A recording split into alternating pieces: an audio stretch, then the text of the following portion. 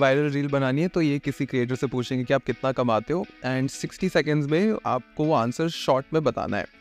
Now, if you were to look at the history of this question, there are 2-3 big creators who have answered this question and they were thoroughly roasted that their life was messed up after answering this question. So usually a lot of creators never tell how much they make. I will also not tell you how much I make because I don't want that stress after the reel goes live. But I'll give you a tentative figure and how the dynamics work.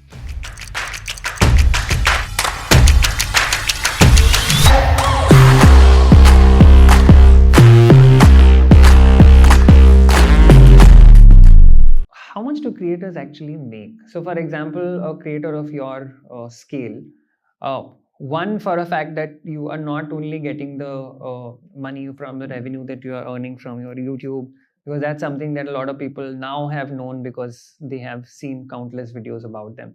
What are the kind of things that comes up which makes your the pay satisfying enough for you to continue doing it for 1-2 years? Because that also has an opportunity cost, right? Because if you decided not to do this and you decided to work somewhere for 2 years, you will think that whether I'm getting the same amount of ROI or not before I'm joining a particular B school or any place that I want to go to. Yeah.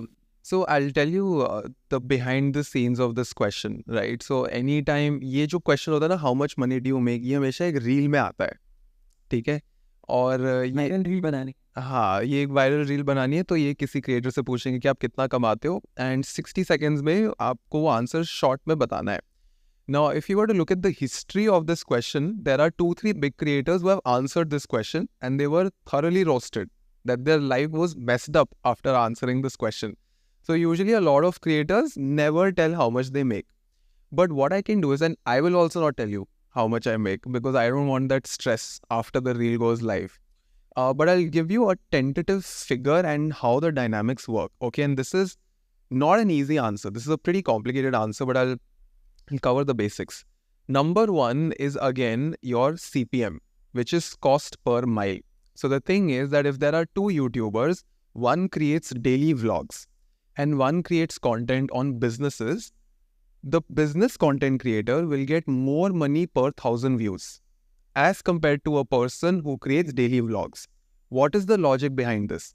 Because YouTube pays you money out of ad revenue, which means that there are businesses, multiple businesses who bid to get their ad in between your video. Now, if you create tech content, the bidding amount goes high as compared to a person who's just creating daily vlogs. Now, why is the bidding amount high? Why is the company willing to pay high? Because the target viewer of a tech content has higher paying capacity as compared to a person who's watching daily vlogs.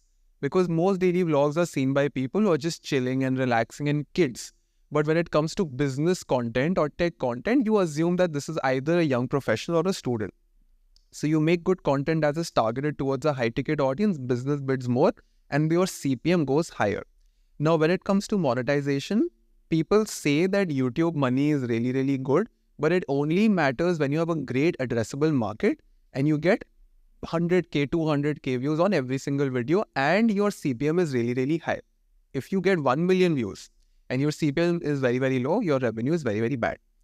I think most creators make good money from brand sponsorships and brand integrations. Earlier in COVID, Instagram was paying really, really well. So between 2020 to 2021, if a creator was in finance, business, tech, or upskilling, and if that creator had 100k plus followers, plus every reel was touching 75 to 100k views. These are the components, folks. It's a complicated algorithm.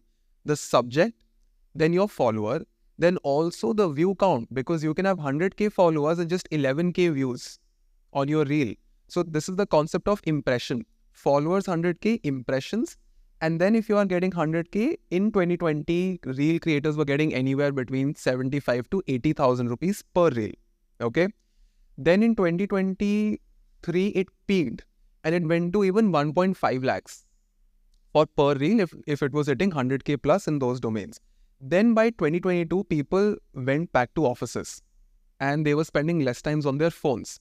So then again, businesses started reinvesting in newspapers, TV channels and radios. So the budget allocated for marketing was again getting diluted. Earlier, the entire budget of marketing was only spent on social media because in lockdown, everyone was on their phones. So at this point in this year, I personally see a lot of creators only making anywhere around 55 to 60,000 rupees per reel for the same reel that they were getting paid 1 lakh earlier. Now the competition has also increased a lot because now the brands have so many options. Earlier in COVID, brands were only targeting impressions, which means that if you get 100k views, you will get paid 1 lakh rupees without any guarantees. Now when a brand comes to you, they give you this thing which is called a UTM link.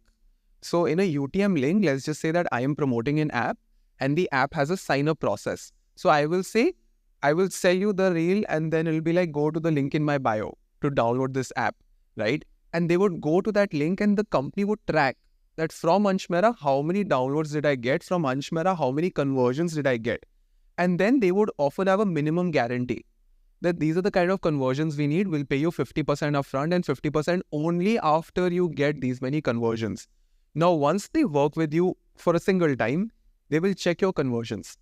And let's just say you get 100k impressions, but just 10 conversions. Okay. Next time the business comes to you, they will significantly drop your rate from 60,000 to 30,000. Because now for businesses, conversions are way more valuable than impressions. Now, this is really, really good for creators who have a loyal audience. Because now a creator who gets 100k views and maybe 50 conversions will get same as a creator who gets just 10k views and same level of conversions. Because you can still get 100k views and not have any conversion, but you can have a really loyal audience with just 10,000 views getting the same amount of conversions. So when you ask how much does a creator make, these are the parameters you need to check. Impressions, conversions, audience, and only then you can decide how much they make. Superb. I can't fit all of this in a 60. You can't. Probably there are 2-3 reels that I have to make now. But I mean, what I feel, and probably you will be able to give me a better picture of it. Marketers are going to use the tools that are coming up, the AI tools, much more, and probably that's coming in from my bias because I understand marketing a little better than anything else that as a sector. Which are these tools that probably some of these marketers can use, the AI tools? And I'm not asking because some of them actually will become none of them. Unfortunately, that is the truth. I am studying marketing as well, so I know none of them are good enough. Sorry. But if you have to give them like a starting point, ChatGPT and Bard. I think for copywriting, Bard is really, really good. It gives you really good copy because a lot of people say it has been trained on Google Ads. So it just does well in copywriting. And ChatGPT really does well when it comes to getting feedback.